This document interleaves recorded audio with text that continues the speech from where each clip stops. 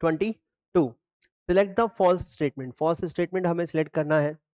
A the in elastic collision kinetic energy is not conserved during the collision। Yes बिल्कुल सही है, kinetic energy conserve नहीं होती।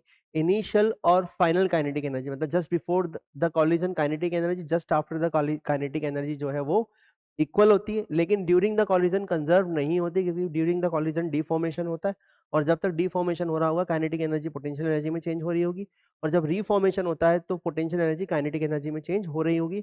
Loss नहीं होता, इसलिए इनिशियल और फाइनल काइनेटिक एनर्जी हमें सेम मिलती है, बराबर मिलती है, इक्वल मिलती, तो कंजर्व तो बिल्कुल नहीं होती, तो बिल्कुल सही है।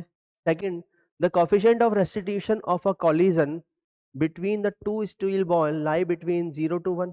सही है, 0 के लिए परफेक्टली इनइलास्टिक कॉलिजन और 1 के लिए परफेक्टली इलास्टिक कॉलिजन, बाकी जो भी कॉलिजन होगा वो इन दोनों के बीच में लाई करेगा।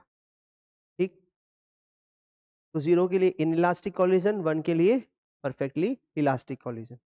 चलिए, T the movement of the ball colliding elastically with the floor is conserve. बिल्कुल नहीं है, अगर कोई बॉल जो है वो इलास्टिकली भी फ्लोर से टकराती है तो उसका मोमेंटम कंजर्व नहीं होता। जो भी इम्पल्सिव फोर्स लगेगा फ्लोर के थ्रू बॉल पर, वो उसका मोमेंटम चेंज कर देगा, मोमेंटम उसका रिवर्स कर देगा। ठीक, तो मोमेंटम कंजर्व नहीं होगा।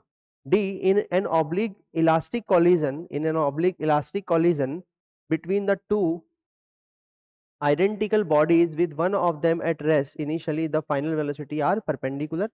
ठीक, तो ये भी बिल्कुल सही है कि अगर ऑब्लिक कॉलिजन होता है इलास्टिक और एक बॉडी कैसी होती है, रेस्ट पर होती है, तो after the collision the final velocities are perpendicular होती है दोनों बॉडीज की। तो यहाँ पर जो है वो सी ऑप्शन जो है वो गलत है, ये स्टेटमेंट गलत है। यहाँ पर अगर momentum of the body ball colliding elastically with the floor is conserve, momentum conserve नहीं होता, यहाँ लिखा हुआ है कंजर्व होता है, तो ऑप्शन सी जो है वो गलत ऑप्शन है।